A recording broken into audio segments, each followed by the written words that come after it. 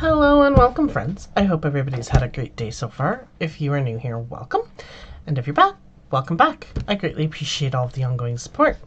This is my channel, Dragonsjewel Creative Gems, and I'm Tegan, and I'm just gonna get all that wonderful YouTubey stuff out of the way first. If you haven't hit that subscribe button yet, please consider doing so, just down below. If you like the content you see, don't forget to give a like. And of course, any love, comments, suggestions, all those wonderful things, there's a comment section down there as well for all of that. Today we are diving back into the Ghostly Echoes series. We had been working our way through British Columbia, so now we are going east. We're skipping over Alberta because we already did that one, and we are diving into the ghost stories of Saskatchewan. So I hope you guys enjoy these next few spooky tales.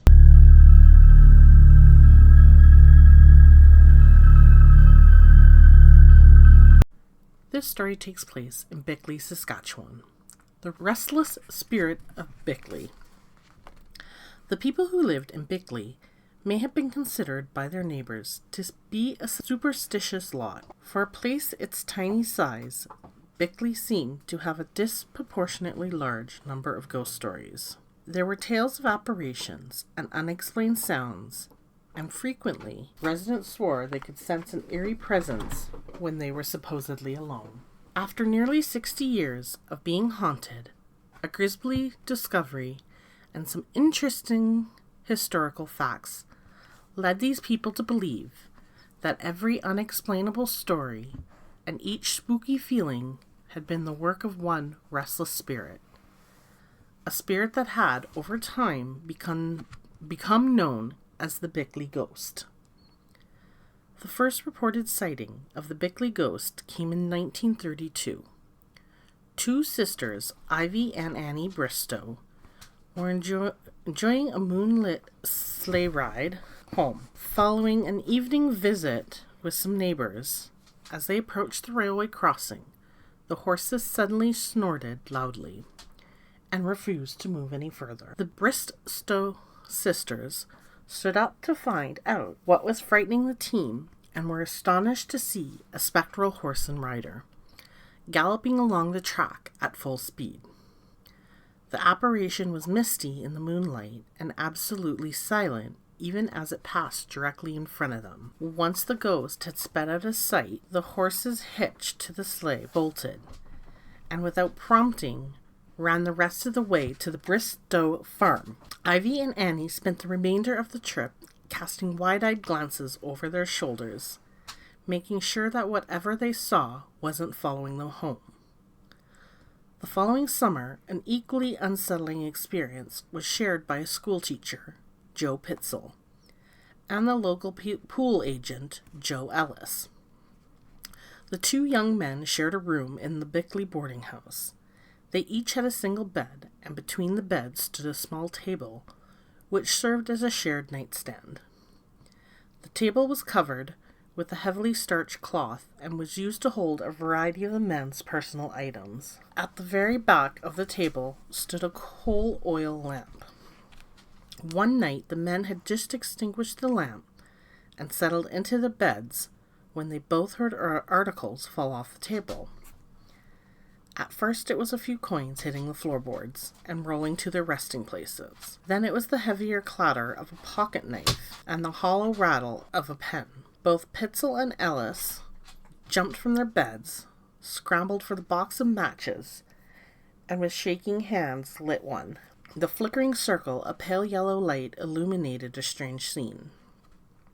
The lamp, which had always sat at the back of the table, was teetering on the front edge, ready to fall.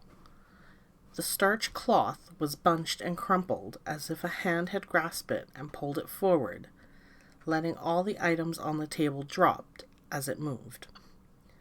The two men lit the lamp and examined the small room for any other signs of disturbance, but they found none. The bedroom door had remained firmly shut throughout the incident, as was the window.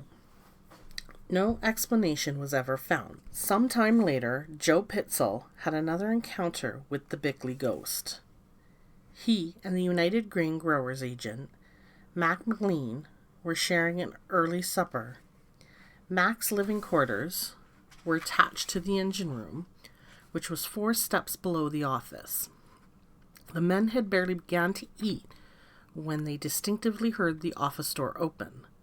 Someone then walked across the creaky floor of the office, came down the 4 steps, and stopped directly outside the door to Mac's apartment. "Come on in," yelled Mac, assuming it was a friend. There was no answer, so he called out again. The reply was silence. "Someone's trying to scare us," said Joe, rising from his chair. "Let's find out who it is." They opened the door and found no one. The 2 men separated and conducted a quick but thorough search of the office, the engine room, and the area surrounding the elevator. When they were done, their only explanation was that they had been visited by a ghost. A farmer named George Redhead never heard of the Bickleigh ghost, yet had an experience that was strangely reminiscent of that of the Bistro sisters. George purchased a half-section of land through which the railroad ran. While he was breaking the soil, he would work until the last daylight had bled away, then sleep for a few hours in his truck canopy, which he had placed on the ground. One night he had barely made himself comfortable when he was alarmed by the rapidly approaching sound of thundering hoofs. The ground shook with the relentless pounding, and George worried that the rider wouldn't notice his little makeshift shelter. Fearing that he was about to be trampled, he scrambled out of his bedding and from under the truck canopy. There, in the cool night air, his panic turned to confusion. For although he clearly heard the horse gallop by him, there was nothing to be seen. It was a perfectly clear night lit by the full moon, yet as the sound of hoofs receded in the distance, George could see neither horse nor rider. A few miles beyond George Redhead's land, the railway tracks ran past an old abandoned house. 2 men had ventured inside one day, searching for antiques, claimed to have had their encounter with the Bickleigh ghost.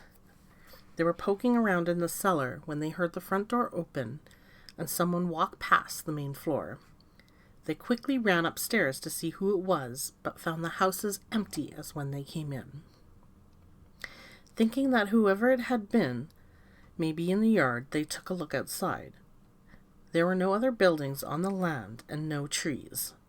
The 2 antique hunters could see for miles in every direction, and easily determined that they were alone, at least in terms of human company.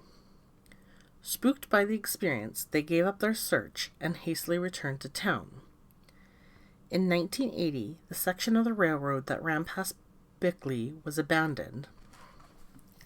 In 1981, the rail and ties were taken up, some destined for reuse in the railroad yards, the rest sold to a razor blade company. It was the end of an era. Just 1 year later, in 1982, a farmer's gruesome find brought the deceased tracks a final measure of attention. Bruce MacDonald was cultivating a field just half-miles south of the railway bed when he noticed a large white rock. And as he moved to toss it out of his way, he was shocked to discover that it was actually a human skull, gleaming in the sunlight.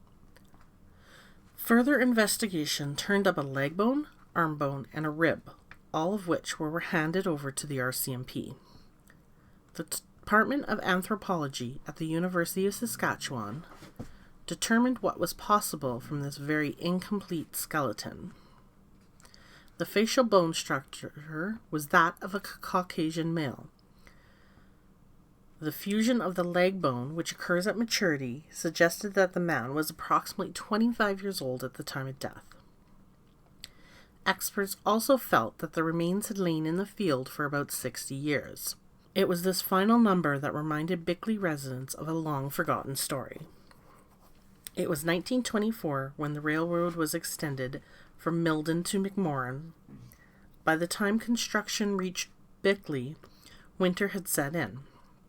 Normally difficult working conditions became almost unbearable. Horses were literally worked to death and buried in the track bed. and stress heaped upon the men caused tempers to flare on a regular basis.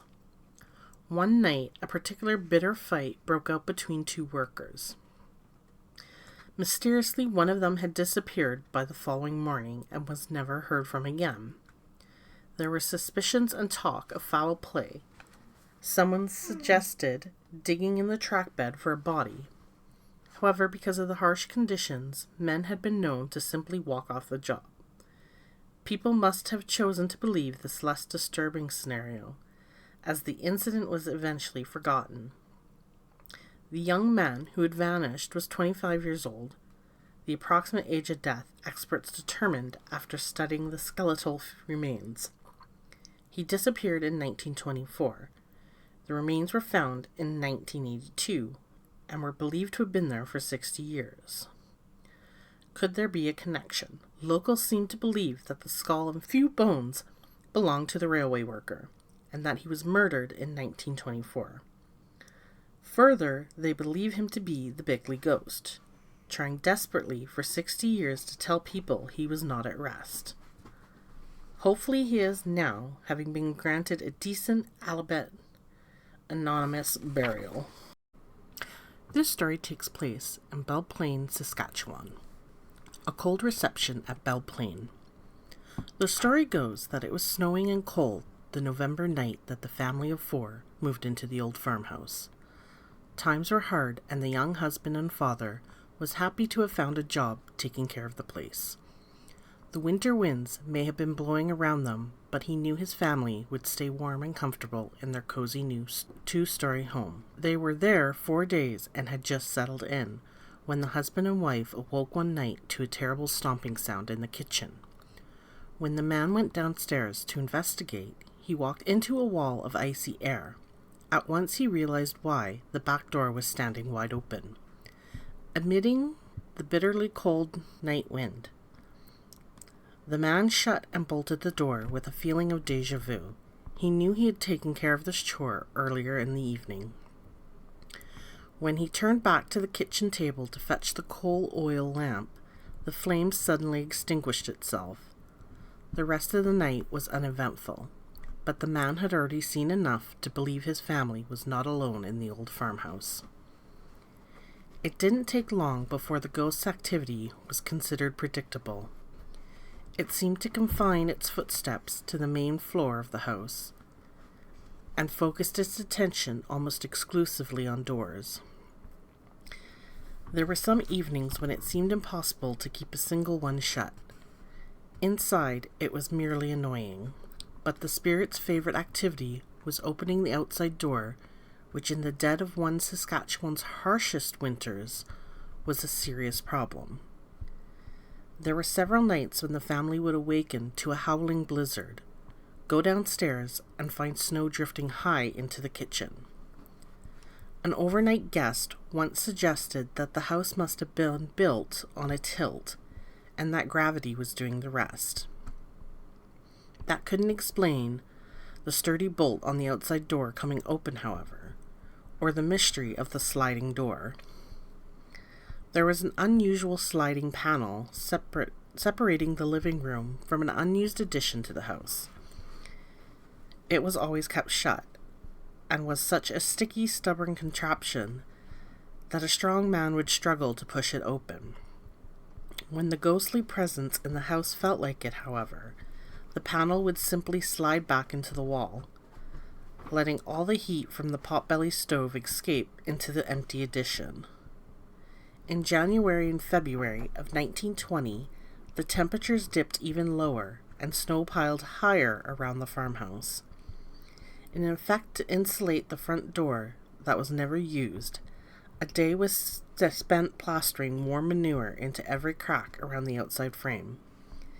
That evening, the heavy clomping footsteps that were becoming familiar to the family were heard again, only this time outside the house. The man rushed outside with a lantern and discovered that every single handful of manure that had been carefully packed against the door had vanished. He searched for some evidence of the spirit's stomping feet and saw only a pristine blanket of fresh snow stretching for miles. That March, Plaine saw the arrival of warmer temperatures, and the constant door opening became less of a problem.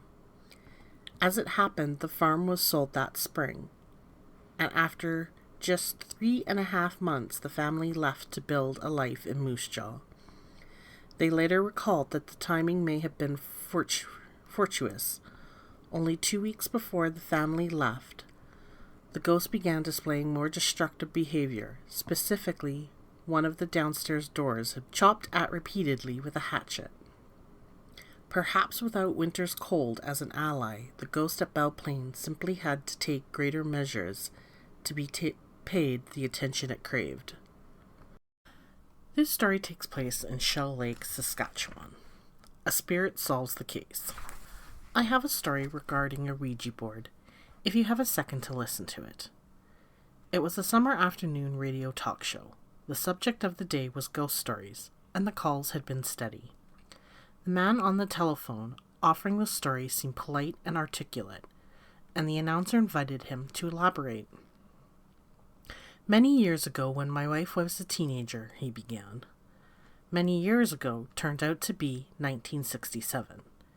It was known as the Summer of Love to many, but to the residents of Shell Lake, it would be forever remembered for the senseless and tragic slaughter of a local farm family. 9 members of the Peterson family were murdered in their own home in cold blood, and when a young man who said he had been seeing the devil since he was 10 years old went on a grisly rampage with a rifle. The horror of such a crime in this tiny community of fewer than 300 souls made headlines around the world. In neighboring areas, men with loaded shotguns stood watch over their families, while the Spiritwood RCMP conducted a grueling 4-day door-to-door search. A few miles away in another tiny town called Parkside, a group of teenagers were in a sense conducting a search of their own. It was a warm August evening, and for something interesting to do, the teens had pulled out a Ouija board. They asked it a variety of routine questions, then decided to inquire about the Peterson case. "Do you know who the murderer is?" was the first question asked. After a brief pause, the Ouija board answered yes. "Can you give us the murderer's initials?" The planchette on the board replied by pointing out the letters V and H. "Will they be caught?" After a pause, the answer came yes. The spirit must have been reluctant to offer any more direct information because the group then tried less obvious methods of determining the killer's full identity. "Is this person in our telephone area?" they asked, and the board answered in the affirmative. A quick scan of the white pages revealed no further clues, however. Frustrated, they settled on one final question. "Will any of us ever meet this person?" The Ouija quickly answered yes, and then indicated the initials SG. Everyone took it to mean Susan Green, a pseudonym one of the members of the group. A couple days later, on August 19th, the RCMP apprehended a man who would eventually be tried in the Peterson case. His name, Victor Hoffman, VH. Victor lived with his family on a farm by Lezac, not in the Parkside telephone listings where the teens had looked for him, but certainly in the same telephone book. All that remained was the Ouija board's prophecy regarding young Susan Green. She had never before met Victor Hoffman, and given the circumstances, probably never intended to. But the following January, as police were escorting Victor out of the courthouse in Battleford, Susan happened to be on the street passing by. At the bottom of the steps, Hoffman dropped something. The police stopped, allowing him to retrieve it. He straightened up just as Susan Green walked in front of him and looked directly into her eyes. "From that minute on, my wife has never, ever played the Ouija board," finished the caller. "This wasn't a coincidence in your mind?" asked the host of the radio show. "No, it wasn't. It wasn't," the caller assured hastily. although he had mentioned being uncomfortable with the idea of Ouija boards. He seemed to have no doubt about the validity of his wife's story. Could the incident be explained away as coincidence? Is there a chance that ESP, extrasensory perception, played a part? What about spiritual intervention? Is it a possibility that one or more of the Peterson clan, not yet in their graves, tried to identify the man who claimed their lives? There's no way of knowing unless, of course, you ask Luigi. This story takes place in Restless, Saskatchewan. The Silent Organ. The Trevets were among many families of British descent that settled first in Ontario, then migrated west. In 1908, with their 5 children in tow, Mr. and Mrs. Trevet came to a new life on a new homestead near the now extinct town of Restless, Saskatchewan. Mary Trevet must have been the embodiment of the unflappable constitution her forefathers made famous. Surely, as the mother of 5 and a busy farm wife, her days were filled with hard work and worries. Still, she was always able to help a neighbor or take on a new challenge, and her ability to be British in the face of adversity made her a valued member of the community. All her life, Mary had been a devoted member of the Salvation Army. In Reedlin, there was no branch of her beloved organization, but such a trivial detail could never have kept the determined Miss Trevet from carrying out their charitable doctrine. Her home was always open to the poor and outcast. Her kindness were known to friends and strangers alike, and throughout World War I, all of the Reedlin benefited from her strenuous wartime efforts. Much of Mary's good work was accomplished through her affiliation with the United Church. She enjoyed the church and its people immensely, but confessed once again to the organist, Walter Eaglestone, that she dearly missed the energizing drums and tambourines associated with the Salvation Army. "When I go," she confided to him, "I don't want the organ played at my funeral." Apparently, Mary felt that the traditional somber music would not be appropriately indicative of her upbeat life. Walter Eaglestone may have dismissed the comment as casual conversation, or he may have simply forgotten it with time. Whatever the reason, when Mary Trevet passed away in the spring of 1928, her request was overlooked. Walter, still being the United Church's most accomplished organist, prepared a number of moving hymns for Mary's funeral. The day of the service came, and mourners began filing into the church. At this cue, Walter selected his first hymn and began to play. Strangely, the organ didn't make a sound. Confused, Walter tried playing the notes again. The only thing to be heard was the shuffling of Mary's many friends as they took places in the pews. Walter gave the organ a discreet examination and found nothing apparently wrong with it. Indeed, it had played beautifully just hours before, as Walter diligently practiced the hymns. But now, no matter how he pumped the pedals or what keys he played, the instrument remained mysteriously mute. Finally, the frustrated man gave up, and Mary Trevet's funeral service continued without musical accompaniment. Following the intermittent, Walter returned to the church, hoping to solve the puzzle. With the first note he struck, however, music filled the room. Amazingly, the organ played just as it had up to the moment when Mary's funeral began. And suddenly it made sense. Everything became clear to Walter. As he remembers the woman's words of long ago, Mary had not wanted the organ played at her funeral, and so it had not played. Somehow, this determined lady had seen to it that her one last wish was fulfilled. Today, as this beautiful instrument sits on display in the Assiniboia, we are reminded of one woman's staunch spirit. The silent organ honored Mary Trevet as no hymn ever could. This story takes place in St. Louis, Saskatchewan. The St. Louis Ghost Train. The St. Louis Ghost Train. It's one of Saskatchewan's famous phantoms, having received a great deal of press and even national television coverage. The residents of the tiny village seem quietly proud of their supernatural attraction. Nearly anyone on the street can offer up the details.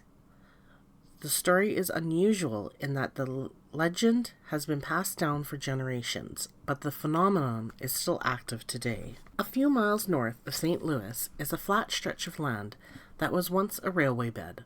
The tracks were pulled up long ago, but the route is still followed by what many believe to be a spectral train. The apparition is unfailingly described as a huge beam of white light, reminiscent of the headlights on old-fashioned trains. It follows the land as the tracks once did, and has been seen approaching St. Louis by hundreds of witnesses over the years, including the village's mayor. Many people offer their own personal accounts of the light, as well as stories handed down to them by their parents and grandparents. Naturally, with these stories come popular theories regarding the origin of the beacon. Most of the rumors circulated involve the horrible demise of a conductor or engineer. Legend has it that the unfortunate man was doing a routine check of the tracks when he was struck down by a train and decapitated. Locals say the light is a sign that he is still looking for his head. In the 1990 issue of the Prince Albert Daily Herald, St. Louis resident Pat Boyer summed up the ironic futility of such a search, saying he'll never find it because his head and eyes are gone. Another theory also involves an accident and one of the railway workers. This account is of a man who would wave a lantern signaling the trains when they needed to switch tracks. He was accidentally run over by one of the locomotives, and people speculate that the light is his phantom lantern, still trying to warn the engineers of impending disaster. While these stories are highly dramatic, they don't quite fit the phenomenon. After all, the light of an approaching train is quite distinguishable from that of a handheld lantern. Some St. Louis residents think the best explanation for the train may be that it's a psychic imprint of sorts. That train came around that bend so many times, it probably wore a groove into something, said one woman. But whatever the explanation behind St. Louis's ghost train, there's little doubt that it creates some strange occurrences. Chris McLeod, a young man who grew up in Prince Albert, just a short drive north of St. Louis. When he was in high school, Chris and his friends discovered that they could make an inexpensive evening's entertainment of driving out to view the ghost train. They became frequent visitors and daring ones as well. One of the unwritten rules of the St. Louis Light is that you never park your car on the tracks. Being the immortal adolescent that I was, I sometimes did just that, Chris wrote to me. This act of defiance generally produced small problems. The windshield wipers would spontaneously turn on, the headlights on the car would flicker, and sometimes it would be difficult to restart the engine. One winter night in 1987, Chris and a friend drove out to see the light. They parked their car where the tracks once were, and perhaps anticipating that it might be troublesome restarting it, left the engine running. We didn't have to wait long, said Chris of the apparition. It showed up after about 2 minutes. The teens only watched the approaching light for roughly 30 seconds, however, before something else seized their attention. Chris and his friend saw what they thought to be steam billowing out from under the hood. Thinking the radiator had boiled over, they shut off the ignition and rushed outside to take a look at the engine. One deep breath told them that it wasn't the steam they were dealing with, it was smoke. The cause appeared to be a fire in the alternator. We had no way of extinguishing an electrical fire, so we decided to blow it out on the highway, Chris recalls. They made the return trip at speeds of over 120 kilometers per hour and did not stop until they safely reached Prince Albert. Interestingly, the electrical system gave them no problems on the way home, and the mechanic who fixed the car admitted he could not figure out what happened. The alternator was replaced, despite the fact that nothing defective about it was discovered. To this day, Chris McLeod remains fascinated by the St. Louis light. I have heard scientific explanations for the ghost light, and someday I would like to try to prove these theories. In this, he is not alone. There have been frequent attempts by photographers to capture the apparition on film. The results have been interesting, if not conclusive.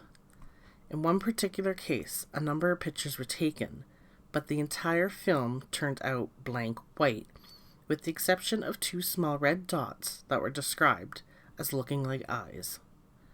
Don McPhedran, a volunteer with the Prince Albert Historical Museum, claims to have used his camera equipment to debunk the theory of the phantom light.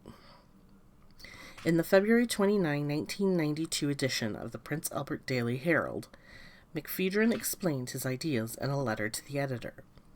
The lights are vehicle lights that appear and then disappear, owing to the changes in the elevation of the highway. They are plainly visible when a high-powered telephoto lens or good field glass. St. Louis residents scoff at McPhedran's theory, however claiming to have long ago tested it for themselves by flashing car lights at various points on the highway and recording the appearance of these lights by the track. The conclusion was that the tiny distant headlights bore no resemblance to the huge white beacon that so many have witnessed. The possibility of vehicle lights, who also addressed by Pat Boyer in the Prince Albert Daily Herald. My great-grandmother, she remembers when she was a teenager. People talking about the light, he said. And when she was a teenager, there weren't any cars. And so a multi-generational mystery continues in an unassuming village of St. Louis, Saskatchewan. This story takes place in Quinnipiac Valley, Saskatchewan. The Legend of the Valley. With the Quinnipiac Valley is renowned for its natural beauty, the first white settlers chose it for its natural convenience. The valley offered a central location and handy gateway to the north for early fur traders, and by 1804, the Northwest Company had moved in. David Harmon was one of those first traders. When he arrived, local Cree Indians told him the story behind the name Katapwao, or what is calling. As the Northwest Company conducted business in French, the name was eventually translated to Quilapil, meaning in English, who calls. The legend is that of a young Indian brave making a long journey home to see his betrothed, a beautiful Indian maiden. So eager was he to see her, he paddled his canoe day and night, ignoring hunger and fatigue in favor of haste. Finally, one evening, he joyously realized that he was within a day of seeing his true love. Fantasizing about the approaching reunion, he rested for a moment, letting the current gently move him downstream. Suddenly, from the shadows of the shore, the brave heard a voice tenderly call his name. "Who calls?" the brave called out, and strained to listen for an answer. Again, above the whispering night wind, he heard his name. More urgently, he pleaded, "Who calls?" His answer was the lonely echo of his own frightened voice, as the pale moon rose in the east. Worried that the voice had been an omen of tragedy, the young brave hurried on to his destination. When he arrived, his worst fears were confirmed.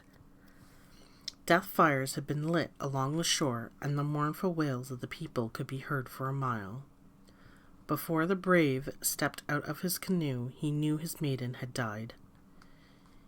He was taken to see her, and as he stood there in anguish, an old woman tried to console him. "She called for you twice last night," said the woman. Shaken, the brave asked when, as the moon was rising just before she passed away. According to E. Pauline Johnson's wonderful poem, The Legend of Quilapil Valley, to this day, when the moonrise tips the distant hill, the dying young maiden's haunting voice can be heard on the wind. It is she who calls her lover to her deathbed in a tragic tale that named the beautiful valley.